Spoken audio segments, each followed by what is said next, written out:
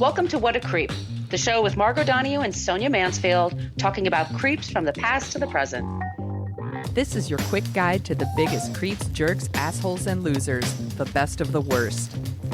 From two nice ladies who want the world to be a little less creepy.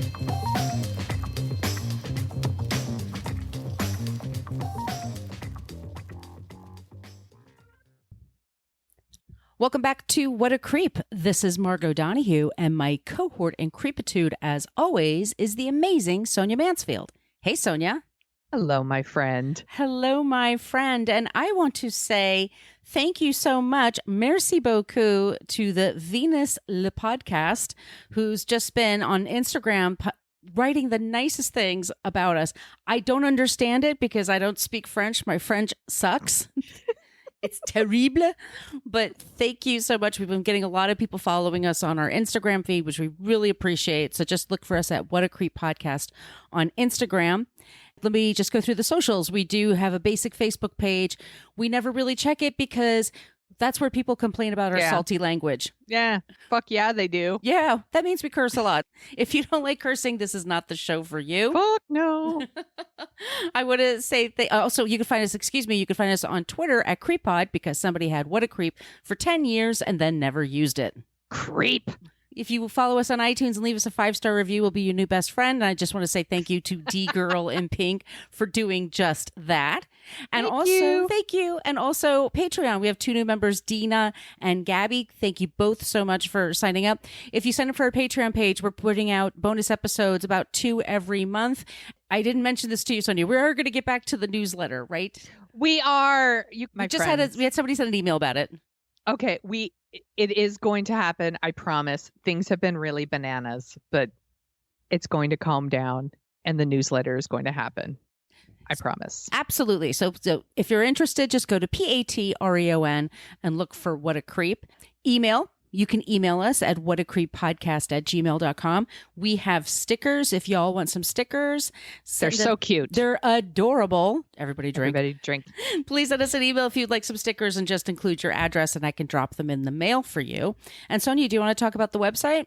Yes, you could go to whatacreeppodcast.com and there's everything you ever wanted to know about our podcast, but were afraid to ask. And there is a link to our merch shop where you can get shirts and tote bags and journals and all the things. And I just got another t-shirt and with the orange hair, Sonia, and it's really comfortable, really cute. I wear it to bed. Aw, I forgot to mention we have a private Facebook group. You do have to answer a couple of questions in order to join the group. Please be sure to do that. We'd love to see you there. It is just a place where we just talk about creeps and it's a nice safe space, but we have to kind of keep it a safe space. Sorry about that, but we do have to include a couple of questions before y'all come jumping in. Yeah, which it's important. We have a couple of admins now. The group is blowing up, which is great. Like we want people to make the world a little less creepy, but we also need to do a little gatekeeping, unfortunately, just to make sure that people who actually listen to the show are joining the group and not people who just want to come in and troll. Right. Exactly. Okay. So is there anything else besides this housekeeping? I think we can jump right in. Yeah, let's do it. All right. Our creep today is an old-fashioned murderer. This is a true crime one. It's not for everybody. Let me just go through it really quick. This creep is considered one of America's first serial killers. Please do not contact me to tell me who you think is the first serial killer. We don't know. Nobody knows. Before 1970, you could just kill anybody, basically. And get away with it in America. It was a simpler time. It was a much simpler time. This particular person either has a couple of dozen kills to his credit or over 200 victims, depending on your source. He was for sure a thief, liar, schemer, forger, bigamist, and a killer of men, women, and children, whose many deeds were described in the best-selling book, The Devil in the White City by Eric Larson. Have you ever read that book? I have not, but I haven't read most books. It's really great. Leonardo DiCaprio bought the rights a long, long time ago. should have been starring in it by now, but it hasn't seemed to happen. He is partnered with Martin Scorsese, and supposedly they're creating a Hulu TV production. I don't know if Leonardo is going to star in it. It's supposedly coming out in 2022, but this book came out in 2003. It's been out there a long time. People have been wanting this to happen. And it's quite exciting. Devil in the White City by Eric Larson. I totally recommend that. And the trigger warnings for this episode: domestic abuse, violence, mention of animal abuse, just quick mention, and murder. Okay, are we ready? I think so. All right, my sources are Wikipedia for H.H. Holmes, The World's Columbians Exposition, the Biography Channel, H.H. Holmes, History Channel, Chicago Sun-Times. There's a lot of documentaries on Amazon. Not all of them are great, just a few of them. The one I recommend, and I have it in our show notes, is H.H. Holmes, America's First Serial Killer. They said that I did not. A Harper's 1943 article. People have been writing about this guy for a long time. Mental Floss. TV. There's these documentary/TV shows that are like 2 or 3 episodes, and they're both from the History Channel, and they have reenactments and stuff, but actually they're good reenactments and interesting actors. One's called American Ripper, and the other's called The Murder Castle, and they're both from the History Channel, and both of those links are included in the show notes. Plus, there's the book Confessions of the Serial Killer H.H. Holmes from 1895. Yes, he was allowed to publish a book just before he was executed. Spoiler. Let's get into it. Way to go, Margot. Now I know how the story ends. Herman Webster Mudgett. Ew. That's his real name. Mudgett. Mudgett. He's just asking for a wedgie. Herman Mudgett. He began life in New Hampshire May 16th, 1861, in either an ordinary upbringing with nice religious Methodist family, or he had an abusive father and he also abused animals on the family farm. There's not a ton of evidence of his childhood. Eventually in his life, his family disowned him. One story says that when he was young, he was bullied by classmates that knew he was afraid of going to the doctor. These classmates forced him, to stand in front of a skeleton and stare at it. What? That was how they just made him stare at the skeleton. Like, Mudgett, come here. Let's make Mudgett stare at the skeleton. Look at them bones. Look at them. He later claimed that this helped him develop his fascination with the human body and skeletons. Yeah, it was the bully's fault. Yep. At age 16, he graduated from Phillips Exeter Academy, and he soon married his first wife, Clara. He would marry 3 times, by the way, and never get divorced, so he was a cool multi-marrier. He had a son with her right away. He worked as a teacher and then an accountant before deciding on attending the University of Michigan's Department of Medicine and Surgery. He worked as a teacher? Yes. That terrifies me. Oh, yeah. Do you think he made students stare at them bones if they're acting bad? He's like a history teacher with a skeleton there for some reason. Get in the corner with the skeleton and look at them bones. Wear this dunce cap and look at them bones. It turns out Herman had a real affinity for working with cadavers and would later admit to using them to commit life insurance fraud. At this time, I should say this, in medical school training, there were not enough cadavers or real human skeletons for people to learn from. On the black market, you could sell a skeleton for a couple of $100, which is worth thousands and thousands for that. Yeah. And schools were dying for them. I mean, the literally. Yes. Literally dying for them. They had so many kids that they needed to look at them bones. Well, you need all kinds of bones. You need men bones, female bones, kids bones. I mean, you need all kinds of to study. People didn't at that time donate their bodies to science. It wasn't a thing. And so they the demands for it were just greater than what was available. There was this crime syndicate of selling bodies and skeletons and brains and things like that on the black market. Herman was always looking for ways to make money. He was always constantly moving around. So he's like, well, I like stealing and I like bones and I like cadavers. Let's combine everything I'm good at do this. Oh my gosh. Those are his skills on LinkedIn. It was like, I'm so good at staring at bones. That's his first line. On LinkedIn, you know, that subtitle you have to have that catches everybody's eye, I mean. Anyway, his first wife, Clara, described him as violent, and his housemates at school said they witnessed this. So she left him pretty much right away, moved back to New Hampshire with her son, and didn't hear from him again until he's arrested. Okay. Smart. Yeah, smart girl. He is sort of chased out of town, and he lives for a while in a town called Moores Forks, which is way up. It's New York. It's way up by the Canadian border. He was looking for work there, and there's a rumor that there was a small boy he was seen with hanging around town, and then the boy just disappeared. And the cops went up to him and asked him about it. And he goes, oh, he said he's going back home to his family in Massachusetts. I don't have an age here, so he'll find it right away and then make me look like an asshole. But No. But he was young. Let's just say he was a young lad. They never found the kid. They never found him. And the cops didn't form an inquiry. He just left town. Herman then moves to Philadelphia, working at a drugstore, when a child died taking his medicine. He denies. Oh, shit. He denies he did anything wrong, but then he hightails it out of there and heads to Chicago, which was this booming city. There was the big Chicago fire. I believe it's 1871, and it decimated the city, and then they rebuilt themselves. And now it was like super, super exciting. He moves to Chicago, and he changes his name to H.H. Holmes, Dr. Henry Howard Holmes.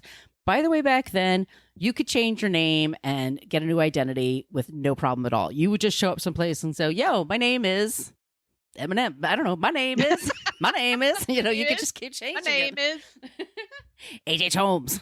While it's 1886 now, he's still married to Clara, but he marries Myrta Belknap in Minneapolis. He moves around all over the place constantly. They have a daughter named Lucy. Lucy and the family, they move in 1889 to Chicago, in a suburb of Chicago called Englewood. Myrta becomes a school teacher in Wilmette, and H.H. lives with the family when he's not traveling around the country doing business.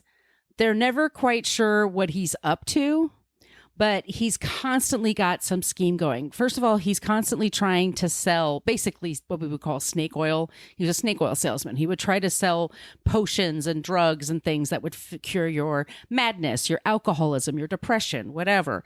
He always had some kind of scheme. And then he would come back home, act like the loving husband and father. What he wanted to do was build this big building in Englewood, close to Chicago. And what he wanted was the bottom part to be retail. And then the rest would be their home and then apartments that they could rent. He starts this in 1886, and he's immediately playing games with people. Construction workers and architects, electrical workers, iron and steel vendors. He is constantly juggling payments and taking off for weeks at a time. He would buy a bunch of furniture on credit, default on the payments, and then he'd have the workers stuff the furniture in a room, then seal it off with concrete. And then when the company would come to try to collect their furniture back, he would like, oh, I never received anything. And look, you could see for yourself. There's nothing here. Do that with Amazon all the time. Like I said, he's selling bullshit cures from everything from alcoholism to seizures to dementia. They never worked. And he was always trying to dodge people. He was always taking money. He was always lying about his name. He was lying about his experience. And he's just, robbing Peter to pay Paul, that kind of thing. Yeah. And he's built what was finally opened in 1892. It was called The Castle. And it was kind of like a burn because the place was ugly. It just was big. And it had 3 floors. And it was this monstrosity that stood out. And on the bottom floor was a pharmacy. The rest of the building consisted of soundproof rooms. He had mazes and hallways that were really confusing and led nowhere. There was a chute that could slide something as big as a human being to the basement, and there was a huge furnace. Sounds fun. Yeah, there's reasons for this, sure. He also had acid vats and crematoriums and gas pipes to turn on in the rooms. Like one of the soundproof rooms. Nobody needs an acid vat. You don't need any of this shit. This is incredible. No. This is according to Mental Floss. There were 51 doors that opened to brick walls. This is some Winchester Mystery House right? shit. Look up the Winchester Mystery House, you guys, because I thought about that too. That's a whole other. She's not a creep. She was a kook. That woman. Yes. I'm going to when I start looking for a new place to live. I'm gonna. Do you have a vat of acid here? Where is No? the chute that I could just drop people in? Where are the doors that open to brick walls? What are the amenities here? Jesus, what a fucking dump.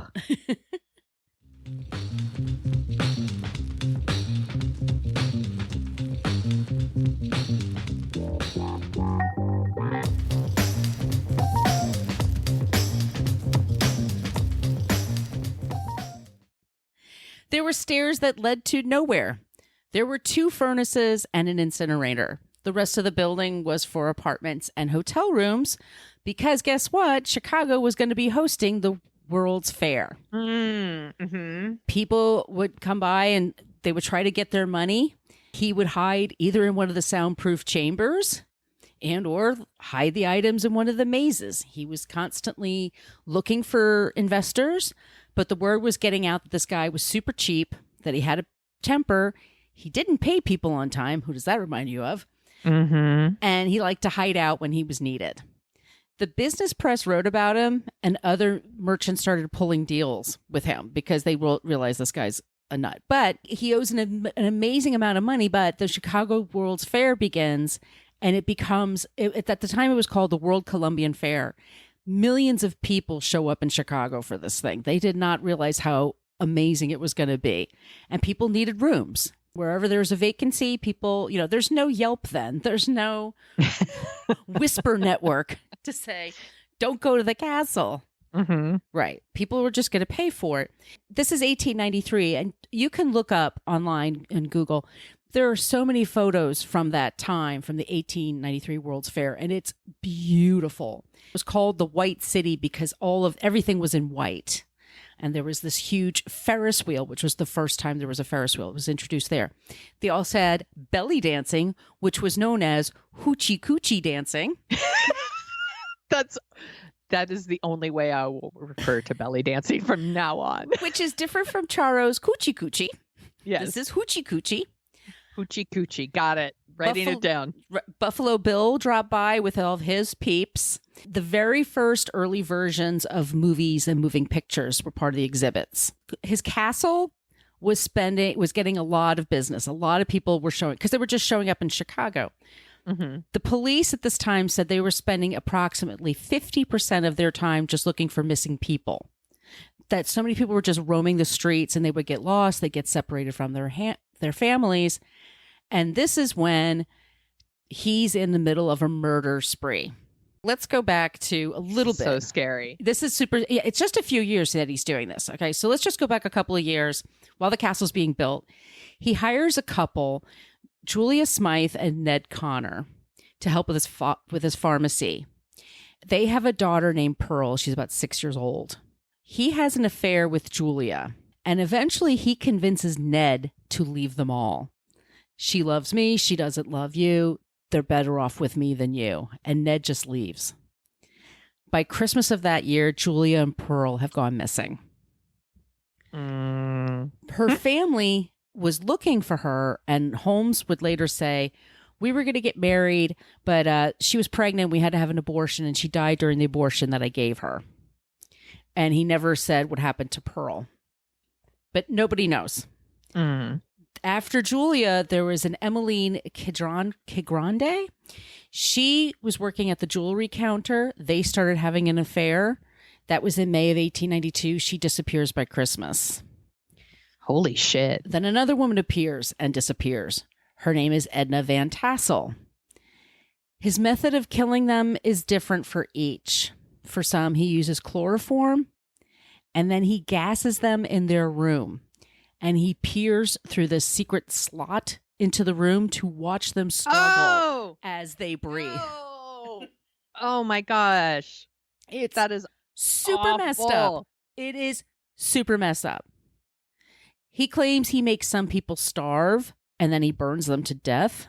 Jesus Christ. These are people, and this, you have to understand, like back then, this is 100 years ago, a little over 100 years ago, but you could be a woman, go to a big city and just disappear and no one would know what happened to you. If you didn't have a social security number, if you weren't married, you didn't have your birth certificate with you, you could just disappear. Yeah. There was no Dateline, no Nothing. Netflix true crime series, no true crime podcast to find you. No, there's nothing. If you didn't, especially if you didn't have a social security number, like they can't find you. They can't. That is so scary. They don't have a birth certificate number. They don't have anything. These women would just go to a town because maybe they couldn't get married where they were. They just wanted to have a little excitement before, whatever. Or they just wanted to go to the World's Fair for a couple of days, you know? Yeah. And a lot of women started disappearing. When he dumps the bodies into the basement, if their skeletons seem like a good bet, he cleans them up and he sells them. That's what the vat of acid was for, I assume. Exactly. And the lime and all that stuff. Oh! By this time, he even has assistants helping him from time to time. None are ever convicted of being an accessory to murder. You could get away with murder here real easily. If he didn't need their skeletons, he would just incinerate them. And there's men, I'll tell you later, he brags about killing like hundreds of people this way. There's no way to know. There's no way to know. It burns down eventually. No one comes through and says, it's a mystery. In early 1893, there's a woman named Minnie Williams who moves to Chicago looking for work. She claims she met Holmes at an unemployment office, but there are rumors they knew each other for years. Anyway, she gets a job working as a stenographer, and they have an affair. He loves stenographers. Was he handsome? Yes. Okay. You look at pictures of him and you're like, he needs a bath. They all need a bath when you look at pictures from people from then. Men, women, children. They're just greasy and dirty looking. I don't think we talk about that enough. Yeah. Back in the day, everyone was stinky. They were smelly as shit. There's no way. Whenever the PBS used to do those shows, like, let's live like we're pioneers. Let's, and I'm like, no, thank you. I want bathrooms. I want electrical outlets, Wi-Fi, showers. Everyone was stinky. People would go months without bathing. So that's why perfume was a thing. Yep. So gross. Everyone was gross. Everyone was super, but from what I could tell, and he was super charming. And he had to be in order to get people to do what he wanted. He was a good talker. And he was handsome enough. In early eight, and you're a woman, by the way. What are you going to do? You can't get a bank account. You can't own property. It's very difficult. Yeah, you got to find some. Unfortunately, you have to kind of hook up with a guy, and you hope he's not a creep. You're fine. I'll tolerate your dirty ass dick. Oh man. My only options. Ugh. Ack. In early 1893, a woman named, Minnie, back to Minnie. She tells him that she has property in Fort Worth, Texas, that it's worth about $10,000, which is a lot of money. She also has a sister who has ties to the property, but he convinces Minnie to transfer the deed to him in the name of Alexander Bond, which is one of his many, many, many aliases. He does have one guy friend that he trusts, and this man is named Benjamin Peitzel. He was a handyman, he was a carpenter, and he also helped Holmes with his crimes. And he was kind of a loser. He was the guy that just never could catch a break. He would always get in trouble. He would always get caught doing things. And he was described later as Holmes's tool. He was just a simple man. And I don't know if that's code for something else, but they say that a lot. He was very loyal, and stick a pin on him for just a second. Minnie signs the deed over to Holmes. He then signs it to Peitzel, who under the alias of Benton Lyman. And then she and Holmes then act like they're a married couple and plan a trip to Europe with Minnie's sister Annie. Minnie and Annie disappear that summer and are never heard from again. 6 months later, he's in Denver for some reason. I'm sure it's nefarious, but I don't have the reason here. Right. But he meets another woman. Her name is Georgianne Yoke. And he marries her. This is his third marriage. He comes back to Chicago and finds out the police have been checking out his building. And they find out there are rooms with pipelines and secret passageway, gas chambers, suspicious. Yeah, just a little. Holmes tries to talk his way out of it when, oops, the hotel mysteriously burns to the ground. Oh, shit. Don't you hate when that happens? It's such a bummer. What a coincidence. The insurance companies know, they want to know what the hell is happening. Holmes tries to file, and they're like, nah, try to file a claim. He leaves Chicago and he goes back to Fort Worth to take over the deed of Minnie's land that she left him just a year before. Mm-hmm. He tries to build a new structure in Fort Worth, and he pulls the same crap that he did in Chicago. He doesn't pay people. He's just constantly lying and hiding things, but it doesn't seem that he kills anybody there. Then he goes to St. Louis, Missouri, where he is arrested and jailed very briefly for selling mortgaged goods. And while there, he meets an inmate, named Marion Hedgepath. They kibitz a little bit, and Holmes gets the idea to steal someone's identity, fake his own death, and get $10,000, which is a lot of money then. He tells Hedgepath Hedgepath says, I know a lawyer, and I can help you for $500. Holmes hires the guy. His name is Jephthah Howe. I don't know. These names are ridiculous. Anyway. It doesn't work, and the insurance company refuses to pay. So then Peitzel decides he's going to fake his own death so that his wife can collect $10,000, which would then be split between Holmes and Jephthah. Holmes would provide a cadaver. Peitzel would pretend that he was an inventor who died in a lab explosion. This was supposed to take place in Philadelphia. Poor Peitzel. He's such a putz. Putzel. That's what should be his name. Putzel. Oh, Putzel. He was going to die, but he was going to fake his death to give his wife $10,000 and split it with Holmes, but at least that would be some money that they could start off with. But instead, Holmes kills Peitzel. He uses Putzel. He uses chloroform and then sets him on fire. Damn, Jesus Christ. He's a cold motherfucker. He is. He is really, really bad. Holmes then gets this insurance money right away and meets Peitzel/Putzel's wife. And he says to her, okay, your husband and I, we pulled a scam and he's hiding out in London. So once the coast is clear, he'll meet you again. But here we go. In the meantime, you and your children should travel, and I will take you 2 of your kids will travel. She has 5 kids. You and 2 of your kids will travel together. They were kind of sickly. And your 3 other kids, they'll come with me. And we're all just going to travel for a little while. And the kids are Alice, who's 14, Nellie, who's about 10, and Howard, who's 7. Yeah, this part sucks. They're traveling everywhere. They're in trains going everywhere. And they're going from Chicago to Detroit and then Toronto. And the oldest, Alice, she writes to her mother. She writes her these long letters to her mom. He kills the girls while they're in Toronto. He gets them in a trunk and he gasses them. Oh my God. Fucking monster. He's a fucking monster. In the meantime, there's a Philly police detective who knows that Holmes is up to something, but there's so many names that he uses that it's very tough to try to capture him. And he's on the run and he's with these kids. So he hires the famous Pinkerton Detective Agency to go after him. They're on the case and they head to a place in Indianapolis. Once again, he went everywhere. They're just checking out a place where he rented a home. And that's where they find the baby, Howard. You fast forward with this, he's caught and he's brought back to Philadelphia. It's for the killing of Benjamin Peitzel/Putzel.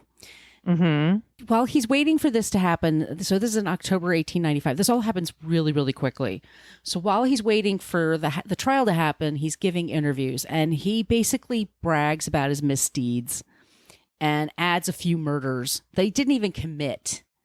But he's just addicted to the attention, and it was one of those crime of the century kind of things. Yeah, it was a huge, huge story. Hearst Newspapers buys his life story eventually, but he super enjoys this fame.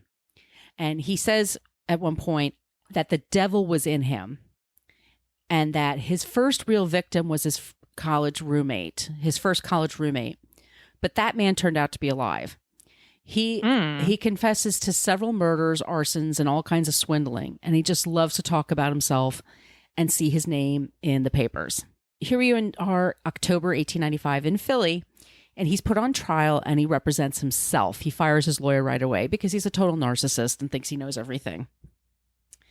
When Mrs. Peitzel takes the stand, she is shown the letters her daughter Alice was writing to her, telling her about what Holmes was like and taking her and siblings on the run. He kept those letters and never sent them to her. He enjoyed watching Alice get depressed about not hearing back from her mother. He's such a fucking pig. He's disgusting. He's such an asshole. When her mother did read the letters and it was on the stand, she cried out, "Oh my God, this is my daughter," and proceeded to cry. I know. And so the whole courtroom was in tears, except for Holmes. Yeah. He cries at one point where he wants one of his wives to be on the stand, and the DA was like, "Which wife?" Like they had no patience for him.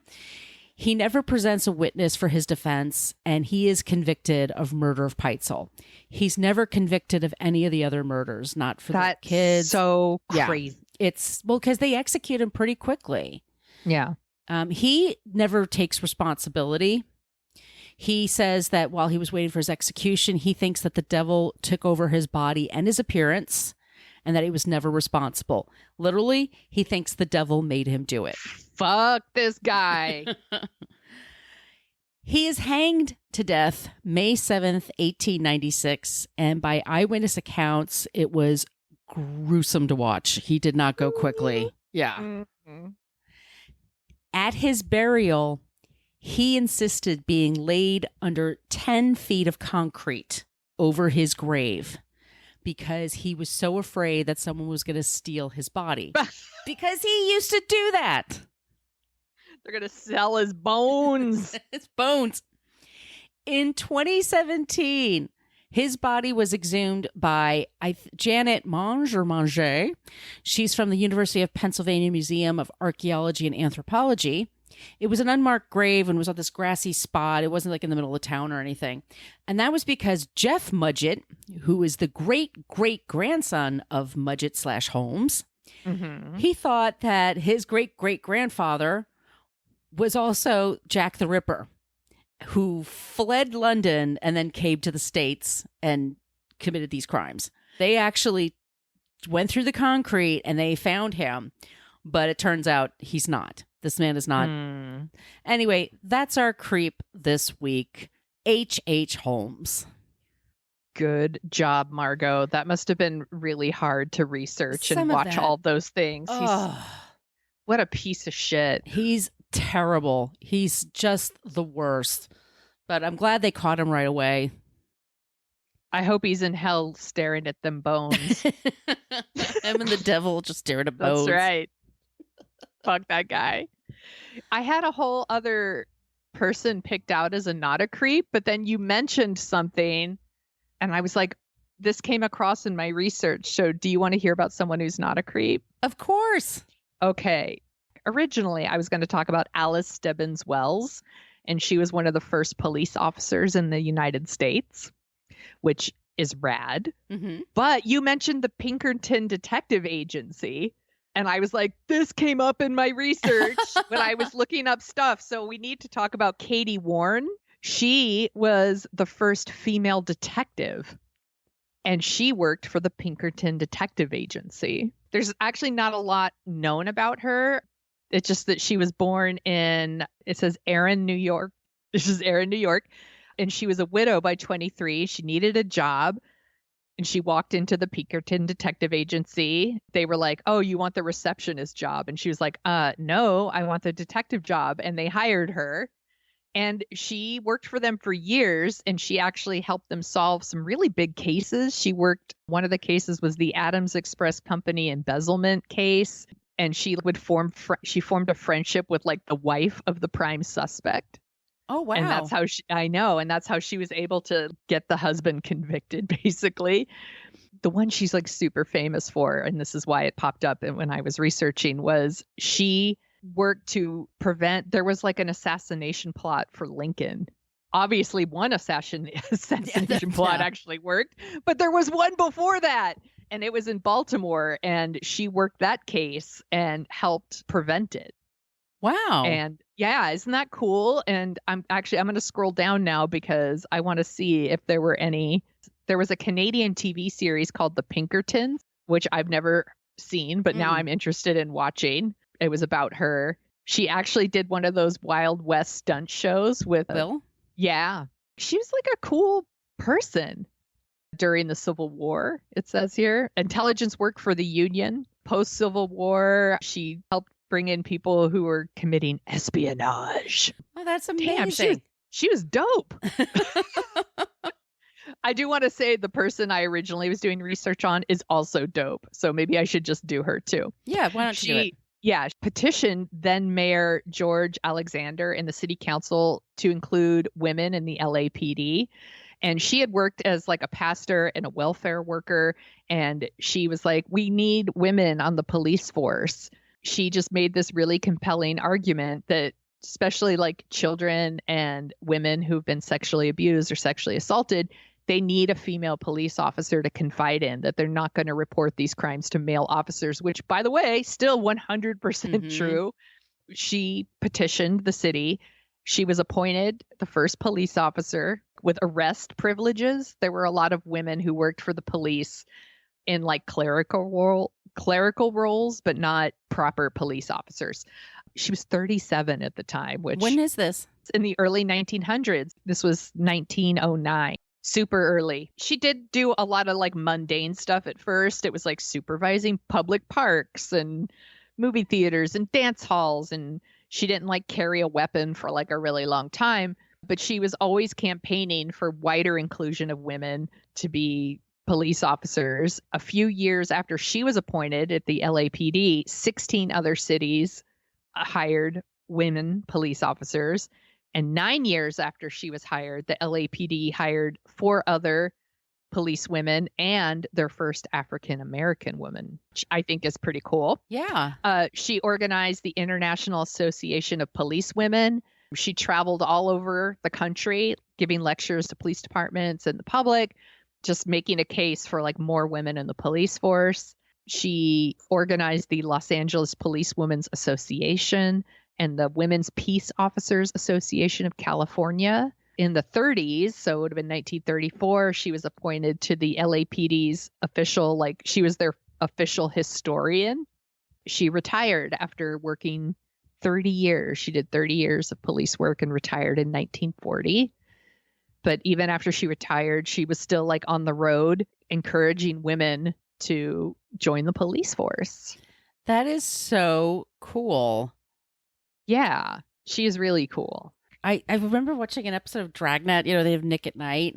Dragnet's a show in America like in the 60s and 70s that it was just the facts, ma'am. Just the facts, ma'am. We might talk about the movie that was made with Tom Hanks in 85. But there's an episode of this I remember watching, and the whole thing was that Joe Friday, just the facts, ma'am, he was so excited. He wanted to like welcome women into the police force because they needed people to file things. They needed people to type and file things and take notes. And that's why these women are so amazing to the force. It leaves the rest of the man work to us. Like, fuck you, Friday. Killjoy. Total killjoy. Well, that's our episode this week. And if you like the sound of our voices, and if you've made it this far, you probably do, we co-host another podcast called Dorking Out, where we dork out about movies. Sonia, what are we covering next? We are covering Black Widow. Not that Black Widow. Not the Marvel movie. 1987's Black Widow with Deborah Winger and Teresa Russell. And I already watched it last night. It's going to be really good to talk about. It's a good one. I can't wait. That's going to be a really good one. Please follow us on all the things. If you have suggestions for creeps or non-creeps, we love it when you use the Annie Potts gift from Ghostbusters. We got one. Use it on any of the social media spots, or be clever. Pick something else. Whatever you want to do. Mm-hmm. Please join our Facebook group if you're interested. Once again, it is a private group. You have to answer a couple of questions, but once you do, you come on in and you hang out with your fellow creepers, cohorts, we like to call it. We have stickers. If you're interested in some stickers, send us your emails, whatacreeppodcast@gmail.com, and we will drop them in the mail for you. And Sonia, where can they find you? You can find me at thesoniashow.com on Twitter and Instagram and TikTok, where I mainly post videos of my dogs. Where can people find you, Margot? You can find me on social media at Twitter and Instagram. My blog is brooklynfitchick.com. And everybody, we will be back soon with a new episode. So in the meantime, wash your hands, still practice social distancing, enjoy the summer, just, wear masks indoors, and don't be a creep. Creep! Thank you for listening to us talk about creeps. You can follow us at What a Creep Podcast on Facebook, Twitter, and Instagram.